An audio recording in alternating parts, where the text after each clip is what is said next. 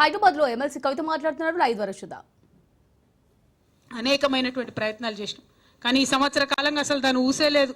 నిన్నగాక మొన్న అసెంబ్లీలో అడిగిన నేను ఎన్ని సీసీటీవీ కెమెరాలు ఉన్నాయని. మనం పెట్టిన వాటిలలో 70% కూడా పనిచేస్తలేవు వాటి. అంటే అంత దారుణంగా అసలు శాంతి భద్రతల మీద ఇంట్రెస్ట్ లేనటువంటి ప్రభుత్వం ఇక్కడ నడుస్తూ ఉన్నది. మిమ్మల్ని అందరూ కూడా నేను కోరేది ఒకటే, హైదరాబాద్ కావచ్చు, ఏ జిల్లా కావచ్చు, మహిళలుగా మనం కోరుకునేది ఒకటే, భద్రత కోరుకుంటాం. ఆ భద్రత కోసం కూడా ఇలా కొట్లాడి ఉద్యమించాల్సినటువంటి సమయం వచ్చింది. ఇక రెండోది, ఎన్నికలలో అధికారంలోకి రావడానికి ఏం చెప్పిండ్రు? చాలా మాటలు చెప్పిర్రు. మనకు ఏమన్నారు? 18 ఏళ్ళు నిండినటువంటి ప్రతి ఒక్క ఆడబిడ్డకి స్కూటీ ఇస్తామని చెప్పారు. వచ్చిందా ఎవరికైనా స్కూటీ? చేతులు చూపించాలి. వచ్చిందా ఎవరికైనా స్కూటీ? ఒక్కరు కూడా రాలే. మీకు వచ్చిందా? ఏందక్క రాలే కదా? మీ బిడ్డకు వచ్చిందా?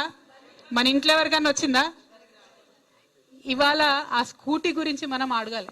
ఎందుకంటే ఆ స్కూటీ వచ్చేలో ఉన్నటువంటి వాళ్ళు వెళ్తారు కాలేజీలకు, కానీ వాళ్ళ తరఫున మనం అడగాల్సినటువంటి సమయం వచ్చింది. రెండవది, మీకు తెలుసు, కేసీఆర్ గారు ఒక మానవతా దృక్పథంతో ఒక పేద ఇంటి ఆడపిల్ల కడుపుతో ఉంటే ఆశా వర్కర్లు ఇంటి దాకా వచ్చి మాట్లాడి చేయబట్టి ముట్టుకొని చూసి హాస్పిటల్కి తీసుకుపోయి అపాయింట్మెంట్ చూపించి మళ్ళీ ఇంటి దగ్గర దించిపోయేది. అదే ప్రసూత అయ్యేది ఉంటే కూడా ఇంటికి వచ్చి అంబులెన్స్ ఎక్కించుకపోయి కేసీఆర్ కిట్ చేతిలో పెట్టి మళ్ళీ ఇంటి దాకా వచ్చి దించుకుపోయేది. ఇవాళ మీరు ఊర్లలో ఉన్నారమ్మా, ఇవాళ అవుతుందా ఆ పని? వస్తుందా అంబులెన్స్ మీ దగ్గరికి? ప్రభుత్వానికి పట్టున్నదా కనీసం? సరే, కేసీఆర్ కిట్ మీద కేసీఆర్ సార్ బొమ్మ ఉన్నది కాబట్టి నీకు నచ్చలేదు అనుకుందాం. మరి ఇంటికి ఆడపిల్లకు నెల 1000 రూపాయలు ఇచ్చిండు కదా కేసీఆర్ సార్. పేద ఇంటి ఆడపిల్ల కడుపుతోని కూలి వేసుకునే పరిస్థితి ఉంటుంది, అట్లా ఉండొద్దని 1000 రూపాయలు ఇచ్చిండు కదా. పోనీ అవ్వన్న ఇవ్వచ్చు కదా. ఇంత మానవత్వం లేకుండా ఉంటారా రేవంత్ రెడ్డి గారు? మీరు ఇంత మానవత్వం లేకుండా ప్రభుత్వం నడుస్తుందా? జరుగుతున్న మంచి పనులు పార్టీలు ఎవరన్నా ఉండొచ్చు, ఖచ్చితంగా ప్రజలకైతే అందాలి. ఇవాళ నేను ఇక్కడ నుండి డిమాండ్ చేస్తా ఉన్నా, ఖచ్చితంగా కేసీఆర్ కిట్ పథకంలో ఏదైతే ఇదివరకు మనం నెలకు 1000 రూపాయలు ఆడబిడ్డలకు ఇచ్చినామో పేద ఇంటి ఆడపిల్లలకు, అది రావాలే, ఇయ్యాలని చెప్పి నేను డిమాండ్ చేస్తా ఉన్నా. ఆనాడు సర్కార్ దవాఖాన్లు మనం మంచిగా చేసుకున్నాం. ప్రైవేట్ హాస్పిటళ్ళకు పోతే ఒళ్ళు గుల్ల అవుతున్నది, ఇల్లు గుల్ల అయ్యే పరిస్థితి ఉన్నది, వాళ్ళు అవసరం ఉన్నా లేకున్నా ఆపరేషన్లు చేస్తున్నారు అనేటటువంటి ఒక బాధతోని ప్రభుత్వ ఆసుపత్రులు మంచిగా చేసుకున్నాం. మళ్ళీ ఇప్పుడు ఏమైంది? ఉల్టా సిస్టమ్.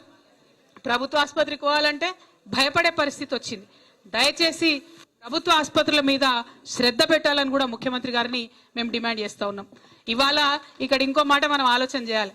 ఇక్కడ ఉన్న కాంగ్రెస్ నాయకులను ఎవరు ప్రజలు నమ్మరే. తెలంగాణ ప్రజలు ఏం చేసిరు? కాంగ్రెస్ నాయకులు ఢిల్లీ నుంచి సోనియా గాంధీని తీసుకొచ్చిరు, ప్రియాంక గాంధీని తీసుకొచ్చిరు, రాహుల్ గాంధీని తీసుకొచ్చిరు. వాళ్ళకు వచ్చిరాని తెలుగులో 2-3 చిలక పలకలు పలికిరు. ఏమన్నారు? మీకు ప్రతి మహిళకు 2500 రూపాయలు ఇస్తాం, ఖచ్చితంగా ఇస్తాం. సోనియమ్మ ఇగో ఇది నా గ్యారంటీ అని 6 గ్యారంటీలు సోనియమ్మ గారు ఇచ్చారు. రేవంత్ రెడ్డి గారి ముఖం చూసి కాదు, సోనియా గాంధీ గారి ముఖం చూసి, రాహుల్ గాంధీ గారి ముఖం చూసి, ప్రియాంక గాంధీ గారి ముఖం చూసి కొంత ఆడబిడ్డలు సరే ఇస్తా అంటాడు కదా. కేసీఆర్ సార్ 2000 ఆల్రెడీ ఇస్తున్నాడు, ఈయన 4000 ఇస్తా అంటుండు, ఈయన 2500 ఇస్తా అంటుండు అందరికీ ఆడపిల్లలకు అని చెప్పి సరే అవకాశం ఇద్దామని ప్రజలు అవకాశం ఇచ్చారు. కానీ ఇవాళ పరిస్థితి ఏమైంది? 14 నెలలు అయితే 2500 రూపాయలు ఎవరికి వస్తలేవు. అంటే ఎంత బాకీ పడ్డాడు రేవంత్ రెడ్డి గారు? మనకు 35,000 పైచీలకు బాకీ పడ్డాడు. అంతేనా? ఒక్కొక్క ఆడబిడ్డకు.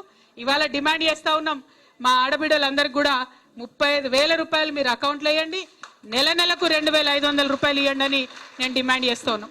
మీరు ఇచ్చిన మాట తప్పితే ఏమవుతుందో తెలుసా? ఎంత ఘోరం అంటే నిన్న రాహుల్ గాంధీ వరంగల్ వద్దాం అనుకున్నారు.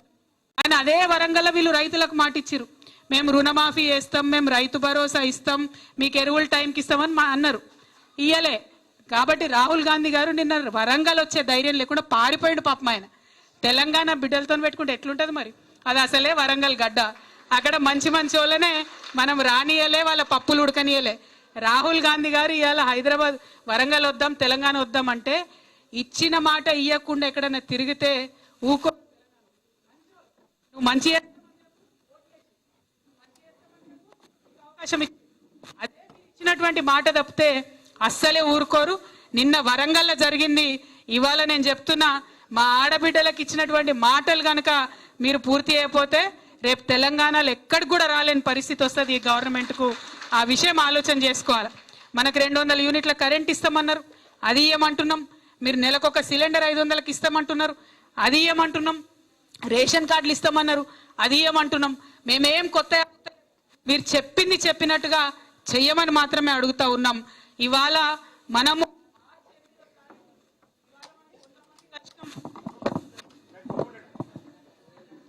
ఇక్కడ రేవంత్ రెడ్డి గారు పంపింది మహిళా వ్యతిరేకులు మా మైకులు కట్ చేస్తురు. ఓకేనా, వినబడుతుందా? ఇవాళ తెలంగాణ వ్యాప్తంగా 33 జిల్లాల నుంచి ఇక్కడికి మా ఆడబిడ్డలు వచ్చారు. శాంపుల్ మాత్రమే ఇది. మార్చి 8 నాడు సినిమా అసలు ఉంటుంది. ఆ రోజు మహిళా శంకారావం మనం చేయబోతా ఉన్నాం. బూటకపు మాటలు చెప్పి మహిళలతో ఓట్లేయించుకొని మహిళలకు 14 నెలలైన తర్వాత కూడా ఒక్క